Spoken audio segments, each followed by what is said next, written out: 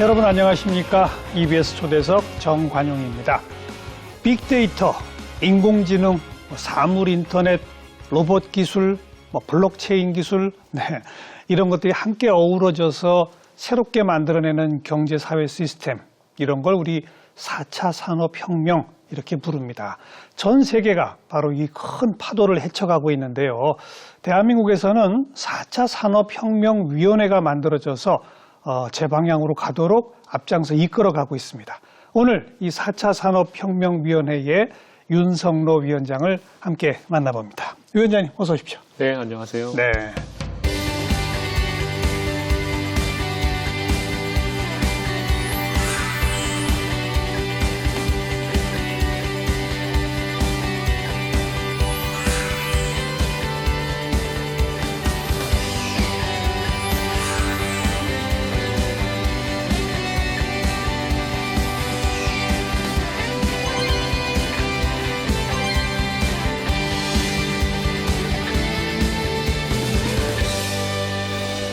대통령 자문기구죠? 네, 그렇습니다. 민관 합동으로. 예, 맞습니다. 언제 만들어졌죠? 이게 이번 정부 그러니까 2017년에 만들어졌고요. 출범 직후에, 예, 정부 그렇습니다. 출범 직후에. 네, 네. 그때 2017년 가을에 출범했다고 보시면 됩니다. 그러니까 5월에 정부 출범했는데 예. 곧바로 만들어졌네요. 그렇습니다. 어찌 보면 정부 역점 사업이었던 것 같아요. 그죠? 그런 면이 있는 것 같습니다. 네. 구성은 어떻게 됩니까, 그러면? 일단은 민간 전문가가 계시고요.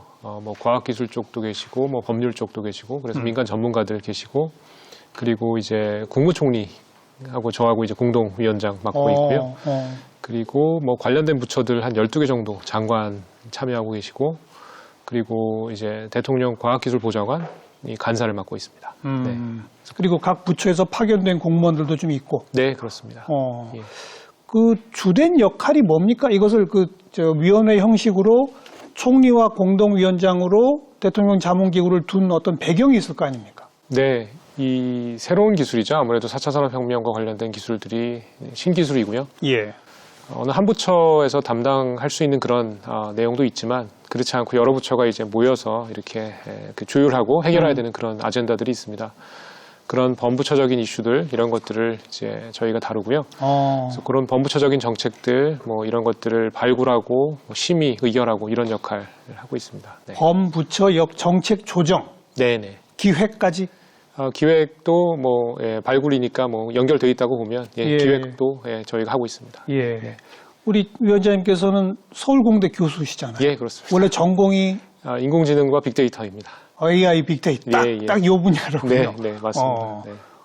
그래서 이제 민간 전문가의 한 분으로 위원장을 맡으셔서 예. 지금 상근은 아니신 거죠? 예, 겸직하고 있습니다. 겸직하시는 미상근으로. 네, 네. 언제부터 맡으셨죠? 저는 2020년 2월 중순부터 맡았습니다. 이제 2년 좀 넘었네요. 예, 그렇습니다. 네. 네. 4차 산업혁명이라는 용어가 우리 귀에 들리기 시작한 게 제가 기억할 때 그 이세돌 바둑 그게 언제였었죠? 예, 그 2016년 3월이었고요.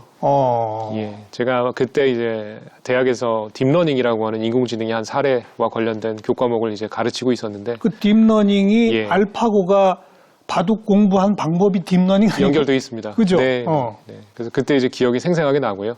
2016년 3월 이제 개강을 했는데 학생들하고 누가 이길까 이런 그렇죠. 논의했던 기억이 납니다. 네.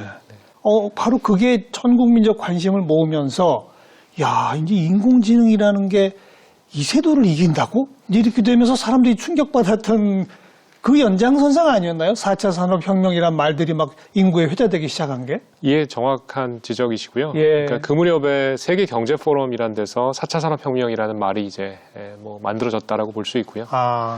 그리고 나서 이제 알파고, 이세돌과 알파고의 대국이 있었고, 예.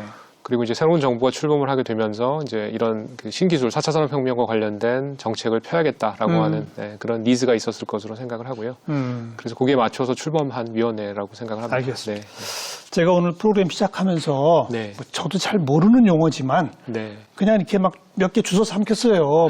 빅데이터, 인공지능, 사물인터넷, 로봇 이거 다 맞죠? 이게 네, 맞습니다. 네, 관련이 있습니다. 그러니까 좀 우선 위원장이시니까 왜 4차 산업혁명인지 네. 1, 2, 3은 뭐길래 이거 수도 없이 받으신 질문이 계시지만 한번 우선 정리하고 시작합시다 우리. 예, 뭐 질문을 많이 받긴 했지만 중요한 사실은 네, 질문이시고요. 그 4차 산업혁명, 그러니까 4차 산업이라는 말도 많이들 하시는데 이제 4차 산업보다는 4차 산업혁명, 혁명이 네 번째다라고 보시는 게 맞고요. 그래서 첫 번째 산업혁명은 1차 산업혁명은 증기기관, 모빌리티, 기계공학 중심의 혁명이었다라고 보시면 되고, 뭐 18세기 이제 시작된 그런 산업적인 혁명이라고 아마 다들 알고 계실 겁니다. 증기기관 하면 딱 떠오르죠. 그렇죠. 그리고 나서 이제 좀 시간이 흘러서 2차 산업혁명이 왔고, 그때는 전기 에너지 기반의 대량 생산 혁명 이런 거 생각하시면 되고. 전기 대량 생산. 네. 그 전기를 쉽게 사용할 수 있게 되면서 그렇죠. 즉 많은 양의 에너지를 우리가 쉽게 사용할 수 있으면서 많은 그 제품들을 손쉽게 만들어낼 수 있는 그런 혁신이었죠. 그리고 최근에 이제 그 3차 산업혁명, 컴퓨터하고 인터넷. 컴퓨터, 인터넷. 그렇습니다. 예. 뭐 누구나 매일매일 사용하시는 정보화 그렇죠. 혁명 뭐 이런 그렇죠. 것도. 정보혁명 3차 산업혁명에 해당을 합니다. 그리고 나서 이제 우리에게 찾아온 것이 4차 산업혁명이고요. 정보혁명의 연장선상에 있다라고 보실 수도 있고요. 반면에 이제 흔히 DNA라고 얘기를 하는데 데이터, 네트워크, AI, 즉 데이터와 네트워크와 인공지능. 네, 그래서 그런 세 가지 핵심 기술로 대표되는 지능화 혁명이라고 볼 수 있고요. 그래서 네 번째 산업혁명이다라는 뜻으로 4차 산업혁명이라고 보시면 되겠습니다. 그냥 그 컴퓨터, 인터넷 여기에 하나가 추가된 거죠, 그러니까. 그러니까 컴퓨터하고 인터넷의 발달에 힘입어서 그렇죠. 그게 베이스가 되는 거고 기반이 그렇습니다. 되는 거고. 예. 그래서 만약에 컴퓨터나 인터넷이 없었다면 사실 어려웠겠죠. 그것에 기반을 해서 인공지능하고 데이터와 같은 그런 기술이 접목되면서 나온 그런 산업적인 혁명이라고 보시면 되겠습니다. 그런데 그 앞에 얘기한 뭐 데이터다, 네트워크, 인공지능 이런 게 아직 일상 우리 생활 속에까지 막 가까이 오진 않았기 때문에 사람들이 조금 좀 이렇게 멀어 했다고 할까? 4차 산업혁명? 아유, 뭐 난 잘 모르겠어. 그러다가 최근에 이 코로나가 치면서 모두가 이 무슨 QR 인증 이런 거 한 번씩 강제로 해봐야 되고. 그렇죠. 아, 이게 그거구나라고 새롭게 알게 된 거 아닙니까? 예, 맞습니다. 뭐 정확한 지적이시고요. 그런 뭐 그 QR 인증 앱, 쿠브 앱이나 이런 걸 생각해 보시면 그게 4차 산업혁명의 많은 기술하고 연관이 되어 있습니다. 예. 제가 아까 데이터 네트워크 AI 말씀드렸는데 예를 들면 어떤 확진자 데이터나 아니면 동선 데이터나 여러 가지 뭐 백신과 관련된 데이터들을 생각하실 수 있을 거고 그리고 그게 뭐 식당에 가시거나 어디 가시거나 이게 많이 이동을 하시잖아요. 근데 네트워크로 연결되어 있기 때문에 이제 백신 정보나 이런 것들이 이제 전송이 돼서 검증할 수 있는 것이고요. 그리고 그렇게 해서 확보한 데이터나 이런 걸 이용해서 인공지능을 기반으로 많은 일들을 할 수 있거든요. 그래서 방역도 그렇고 뭐 백신 개발이나 이런 것에도 인공지능이 활용되고 있습니다. 그래서 이 다들 한 번씩 경험해 보니까 4차 산업혁명을 이제 낯설어 하지 않는다면서요, 우리 국민들이. 예, 4차위에서 이제 그 여론조사를 주기적으로 하는데요. 최근에 여론조사를 했는데 이제 10분 중에 9분이 4차 산업혁명에 대해서 알고 계셨고요. 10 중에 9명. 예. 그게 몇 년 전하고 비교하면 어떻게 달라진 거예요? 많이 올라갔습니다. 퍼센티지가 이제 많이 올라갔고요. 그리고 이제 더 또 재밌는 것은 체감도 같은 경우에도 실제로 이제 뭐 그런 관련된 제품이나 서비스를 사용해 봤다라고 하는 그런 국민의 비율도 아주 비약적으로 많이 올라갔습니다. 예. 그러니까 알 뿐만 아니라 나도 한번 해봤어. 네, 그렇죠. 여기까지 오는 거죠. 예. 하긴 요새는 뭐 이렇게 그 음식 주문 같은 것도 종업원 없이 그냥 다 해야 되는 이런 것도 있잖아요. 맞습니다. 뭐 키오스크나 이런 것들도 예. 그래서 뭐 비대면 뭐 주문이나 비즈니스 서비스들이 이제 많아지고 있고요. 예. 더 이상 이제 일상생활에서 빼놓고 생각하실 수가 없게 됐죠. 재택근무하면서 다들 화상으로 무슨 뭐 회의하고 학생들은 화상으로 뭐 강의 듣고 맞습니다. 이런 거 안 해봤었잖아요. 그렇죠. 이게 가능하다는 것조차 몰랐었거든요. 근데 그게 가능하더라고요. 그렇죠. 전에도 기술은 있었지만 이제 실제로 사용되기가 좀 어려웠었죠. 직접 만나서 수업하면 되고 직접 만나서 이제 회의하면 되는데 굳이 뭐 그랬는데 이제 코로나 때문에 어쩔 수 없이 뭐 사용이 늘어났다 이렇게도 볼 수 있겠습니다. 근데 그 안에 다 신기술이 들어있는 거다. 그렇죠. 이제 완전히 새로운 거는 세상에 없고요. 기존에 있던 기술로부터 이렇게 점진적으로 발달을 해왔는데 그런 것이 이제 많은 관심을 갖지 못하고 사업화되지 못하고 있었던 것들이 있는데 이제 여러 가지 어려움으로 인해서 그런 것들이 이제 본격적으로 시장에 등장했다 이렇게 보셔도 될 것 같습니다. 아까 DNA라고 하셨으니까 데이터. 우선 지금 데이터는 뭐 어마어마하게 쌓이고 있는 거 아닙니까? 그렇죠. 매일매일 많은 양의 데이터가 나오고 있고요. 만들어지고 쌓이고. 그렇습니다. 그래서 뭐 최근 1, 2년 안에 만들어진 데이터 양이 인류가 뭐 최초 인류부터 뭐 수십 년 전까지 쌓아온 데이터 양보다 많다 뭐 이런 분석이 있을 정도로 맞아요. 굉장한 양의 데이터가 생겨나고 있죠. 그리고 그 데이터들이 옛날에는 그냥 이렇게 흐트러져서 또 어디론가 버려졌다면 네. 요즘은 자동으로 다 디지털화돼서 다 쌓이잖아요. 그렇죠. 빅데이터라고 하는 이제 그렇죠. 개념 이해 보시면 뭐 흔히 나오는 얘기가 속담에 비유를 하는데 뭐 구슬이 서말이라도 꿰어야 보배다. 맞아요, 맞아요. 그 얘기 많이 하시죠. 이 지금은 생성되면서부터 꿰어져 나오는 거 아닙니까? 뭐 그런 데이터도 있고요. 아니면 많은 노력을 통해서 조금 이렇게 모아서 유용하도록 만들어야 되는 그런 노력도 사실은 필요합니다. 그래서요. 그 빅데이터를 가지면 생활이 어떻게 달라지는 겁니까? 그래서 최근에 뭐 마이데이터나 이런 얘기도 들어보셨을 것 같은데요. 그거 근데 경험해 본 분들 아직 많지는 않더라고요. 그렇죠. 정식 서비스는 이제 올해 초에 시작을 했고요. 이제 그러니까 빅데이터를 활용하는 것이 굉장히 중요하고 필요한데 이제 한 가지 또 역시 우리가 고려해야 될 것이 개인정보 보호거든요. 맞아요. 그래서 남의 데이터를 그냥 마구 사용하면 안 되죠. 그런데 이제 자신의 데이터를 자신이 허용해서 자신이 허락해서 내가 원하는 만큼 열람을 하거나 아니면 제3자에게 정보를 보내도록 하거나 이런 것들이 이제 마이데이터의 핵심 개념이고요. 예. 그런 것들이 뭐 금융을 필두로 해서 이제 시작이 되는데 차차 생활 속에 많이 퍼져 나갈 걸로 예상을 하고요. 자기가 무슨 뭐 은행의 계좌, 네. 또 뭐 보험, 그 가운데 무슨 뭐 연금 관련된 보험, 네. 뭐 이런 거 통합해서 한꺼번에 쫙 다 나오더라고요. 맞습니다. 네, 이미 활용하고 계시군요. 한번 해봤습니다. 네. 그런데 정말 신기한 게 네. 뭐 몇 살 때 몇 월 달부터 얼마를 뭐 어디서 받게 되고 이게 자동으로 계산돼서 하나로 다 이게 딱 묶여 나오더라고요. 그렇죠. 네. 그럴 수 있는 네. 그런 어떤 이미 구축돼 있던 정부의 또 금융기관의 각종 데이터들이 연결됐다는 거 아닙니까?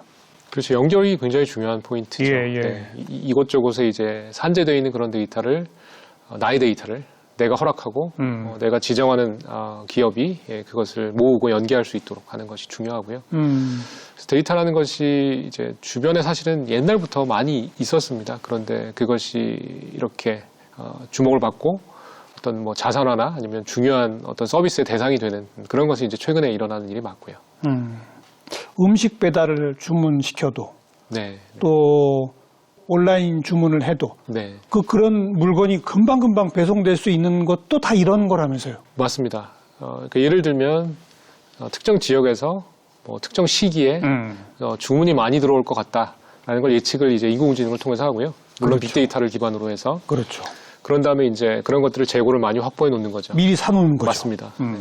그래서 보다 편리하고 빨리 이제 배송이 될 수 있도록 하는 것들 잘 알려진 사례고요. 그리고 그런 이제 큰 그 기업들 같은 경우에는 특정 시기, 특정 지역, 뭐 특정 연령대에서 어떤 종류의 제품을 원하는지 이런 것들을 이제 역시 빅데이터 분석을 인공지능을 통해서 그렇죠. 수행을 해서 그런 없던 제품을 만들기도 합니다.